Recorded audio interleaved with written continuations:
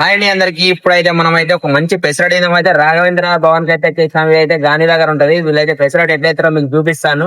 ఒకసారి చూడండి. టేస్ట్ అయితే అల్టిమేట్ ఉంటది. ఒకసారి ఫస్ట్ అయితే మీకు ఎట్లా చేస్తానో చూపిస్తాను చూడండి. ఒకసారి కొత్తిమీర వేసిండు.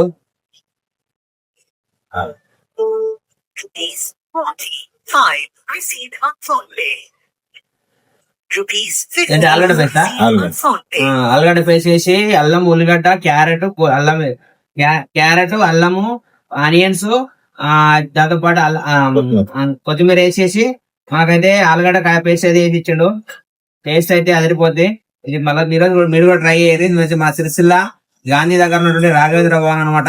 ఇదైతే టేస్ట్ చూద్దాం ఎలా ఉందని మీకు ఇస్తాను. సో ఇప్పుడు మనమైతే ఇలా దీనికైతే అల్లం పేస్ట్ ఇచ్చిండు. ఇంత సాంబార్ ఇచ్చిండు చూసుకోవచ్చు. దీంతో చట్నీ కూడా ఇచ్చేసిండు. మనకైతే ఇంకో లోపల అయితే ఇట్లా ఉంది అనమాట. సూపర్ అంటే సూపర్ ఉన్నది. స్మెల్ అయితే అదిరిపోయింది. మీరు కూడా ట్రై చేయండి. సిరిసిల్ల రాఘవేంద్ర హోటల్.